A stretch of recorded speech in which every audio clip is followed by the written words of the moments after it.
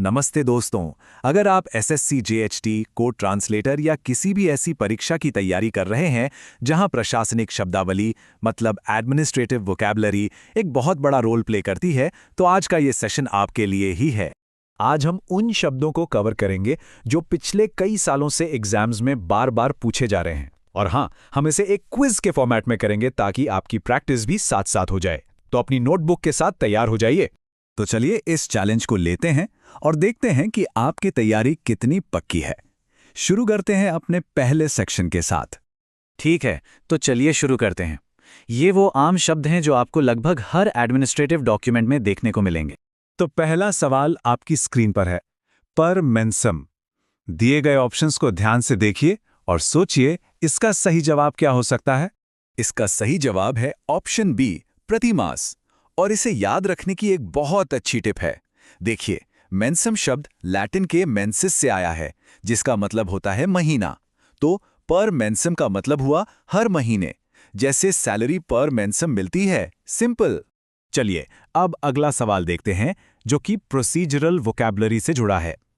यह भारतीय राजनीति और प्रशासन का एक बहुत ही जरूरी हिस्सा है। और इसका सही जवाब है ए, मोशन ऑफ थैंक्स, यानी धन्यवाद प्रस्ताव।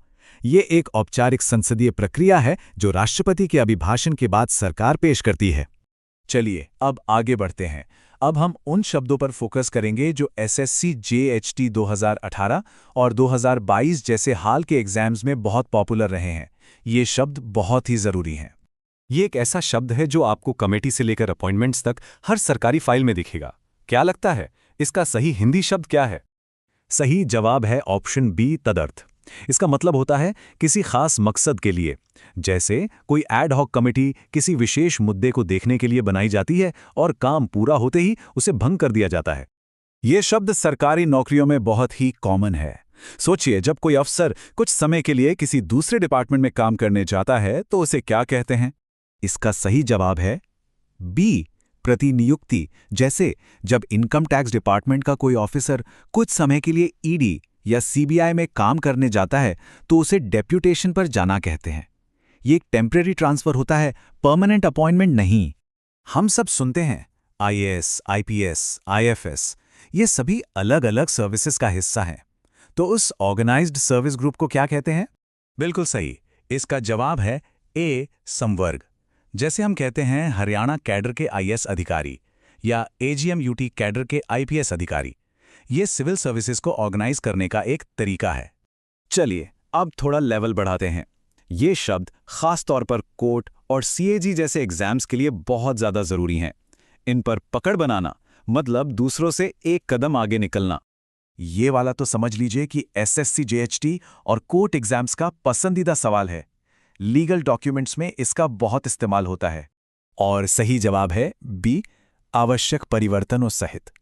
आसान भाषा में इसका मतलब है कि एक नियम या कॉन्ट्रैक्ट दूसरी जगह भी लागू होगा, बस कुछ जरूरी बदलाव करने होंगे, जैसे नाम या तारीखें। अक्सर हम खबरों में सुनते हैं कि सुप्रीम कोर्ट या हाई कोर्ट ने किसी मामले का सुओ मोटो संज्ञान लिया। इसका असल मतलब क्या होता है? सही उत्तर है बी, स्वतः संज्ञान लेना। इसका मतलब है कि कोर्ट या कोई भी अथॉरिटी किसी की शिकायत का इंतजार किए बिना खुद से ही किसी मामले पर एक्शन ले सकती है। पदनाम यानी डेजिग्नेशंस अक्सर मैच द फॉलोइंग या फिर सीधे सीधे ट्रांसलेशन के सवालों में पूछे जाते हैं। तो चलिए इस स्लाइड में इन्हें एक साथ याद कर लेते हैं। ठीक है, तो इस पे एक नजर डालते हैं। अंडर सेक्रेटरी होता है अवर सचिव। याद रखिएगा, यहां अंडर का मतलब नीचे नहीं बल्कि अवर है। फिर है डिप्यूटी सेक्रेटरी, उप सचिव, और जॉइंट सेक्रेटरी, संयुक्त सचिव। और ये दो बहुत ही महत्वपूर्ण संवैधानिक पद हैं, सीएजी यानी नियंत्रक एवं महालेखा परीक्षक और अटॉर्नी जनरल यानी महान्यायवादी। चलिए खत्म करने से पहले एक छोटा सा रैपिड फायर राउंड हो जाए। ये 5 शब्द सीधे अपनी नोटबुक में नोट कर लीजिए। ये वन लाइनर्स बहुत काम के हैं। चलिए जल्दी से इन्हें देखते हैं। एक्स ऑफिशियो, पदेन यानी पद पर होने के कारण। नल एंड वॉइड, अकृत एवं शून्य यानी जो कानूनी तौर पर मान्य ना हो। प्रोराटा, यथानुपात मतलब अनुपात के हिसाब से। विजिलेंस, सतर्कता। और ऑन प्रोबेशन, परिवीक्षा पर। ये सभी बहुत जरूरी हैं। तो दोस्तों, ये थे आज के टॉप एडमिनिस्ट्रेटिव टर्म्स जो आपके एग्जाम में बहुत मदद कर सकते हैं। इन शब्दों को अच्छे से याद कर लिया तो समझ लीजिए कुछ नंबर तो पक्के हैं। अगर आपको ये इंटरैक्टिव क्विज का तरीका पसंद आया तो हमें फॉलो करना ना भूलें। और हाँ, आपका चैलेंज याद है ना? नीचे कमेंट्स में बताइए कि बोनाफाइड का क्या मतलब होता है।